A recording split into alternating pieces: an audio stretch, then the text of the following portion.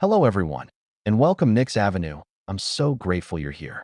If you're enjoying this content and would like to see more videos like this, please support the And channel his by minutes after subscribing. the Knicks rookie has shown that he is one of the best rookies in the league this year, that the Knicks have found themselves a future star there, and also really becoming a guy who already is a big part of this team and the rotation. There's a lot to take in after the Knicks did make a move of a player who does play a similar position to Mohamed Diawara, and that is obviously Jeremy Sochan. The Knicks, as many people know by now, did sign Jeremy Sochan a few days ago, bring him into a team that desperately did want to add more size and another forward or big man onto this team. Sochan has shown a pretty good job at rebounding the ball. He plays good defense. He passes well. He can handle. The real one thing that he can't do is shoot. And we are going to get into that because there actually is something specific to look at here. But overall, Sochan was a great move for the Knicks. He's also one of those guys who's not going to take any BS. Similar to Jose Alvarado, the Knicks know they need more of those guys. And it was also made very clear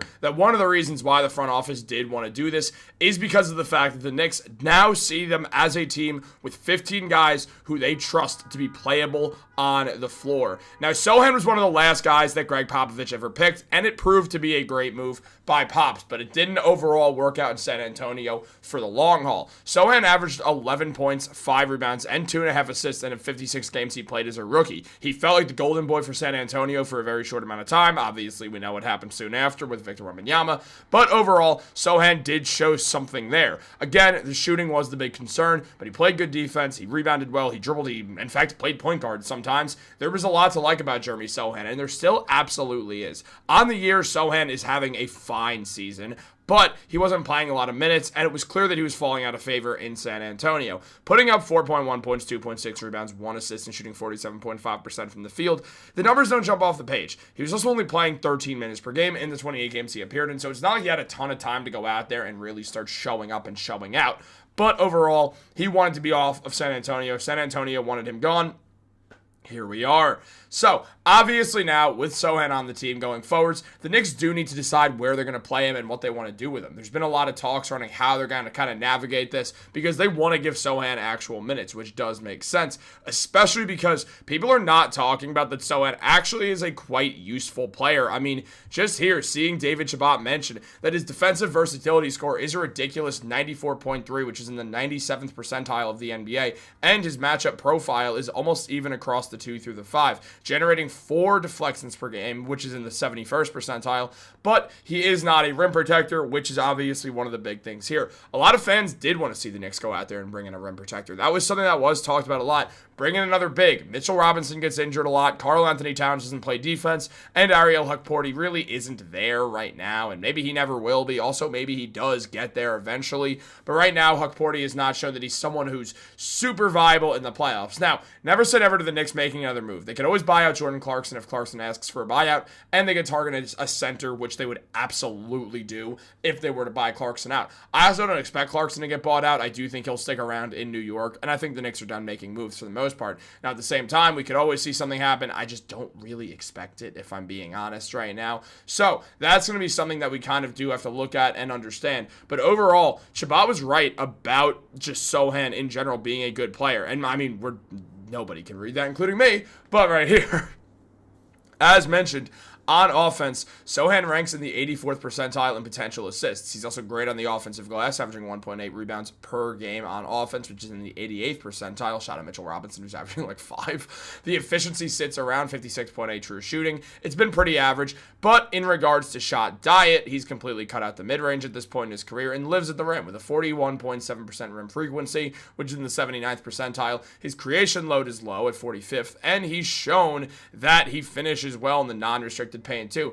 shooting at 54.5 versus the league average is 44.4. So that's not where the restricted arc is. It's everywhere else in the paint as well. And while spacing has always been the concern, he's hitting 50% from the left corner and 40% from the right corner. Now, overall, there's a few things here that we do have to look at when we understand Jeremy Sochan and his game right now. Sochan is not a good shooter. We know that. We know that's been the problem. That is not new news, that Jeremy Sochan outside of the paint is basically ineffective or just straight up inefficient anywhere anywhere else.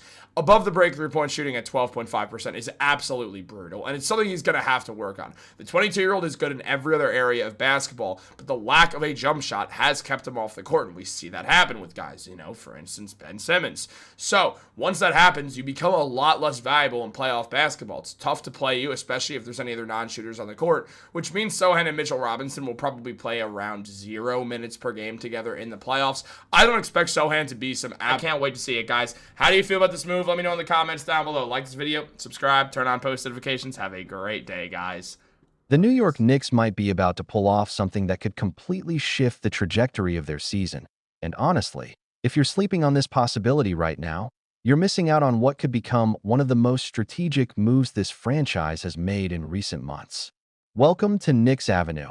And before we dive deeper into this breaking development, I need you to hit that subscribe button right now because we're pushing to reach 1K subscribers. And this is where you'll get all the exclusive updates and breaking news about your New York Knicks before anyone else talks about it.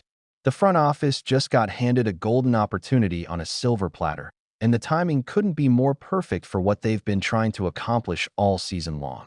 Jeremy Sochan has officially been released by the San Antonio Spurs, and suddenly the Knicks find themselves in prime position to scoop up a player they were actively pursuing just weeks ago.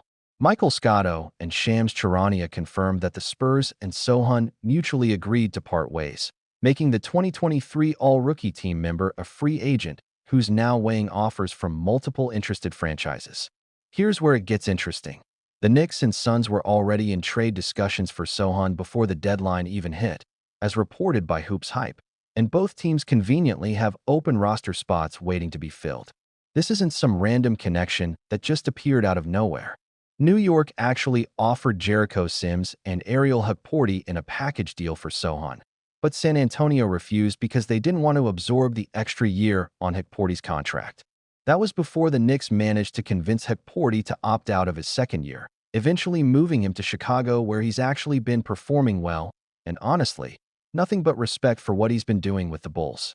The buyout market has been flooded with names like Cole Anthony, Chris Paul, D'Angelo Russell, Marvin Bagley, DeAndre Jordan, Kevin Looney, Kevin Love, Russell Westbrook, Chris Middleton, Jusuf Nurkic, and Kelly Olynyk.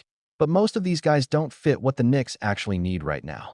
Middleton is automatically off the table because the Knicks can't sign anyone making over $14.1 million before their buyout. Westbrook, Anthony, Paul, and Russell are all point guards, and the Knicks already have that position covered. If they want a big man, Bagley makes more sense than Jordan or Looney, and Nurkic could be intriguing, plus Olynyk can shoot, which is something Josh Hart has struggled with from deep this year. But Sochan represents something different entirely, something that addresses a specific need this roster has been missing. Right now, if you're looking at the wing depth chart with OG Anunoby, Mikal Bridges, Miles McBride, and potentially Jeremy Sochan added to the mix, the defensive matchup possibilities become downright frightening for opposing teams. Think about having that kind of versatility when you're going up against elite scorers like Cade Cunningham, Jaylen Brown, or Donovan Mitchell, guys who can take over games if you don't have multiple defenders who can make them work for every single point. And here's something people keep forgetting. Sochan is only 22 years old, which means he's not just a rental for this season, but potentially a long-term developmental piece who could grow with this core. His shooting needs work, absolutely, but the comparisons to Anthony Mason aren't coming from nowhere.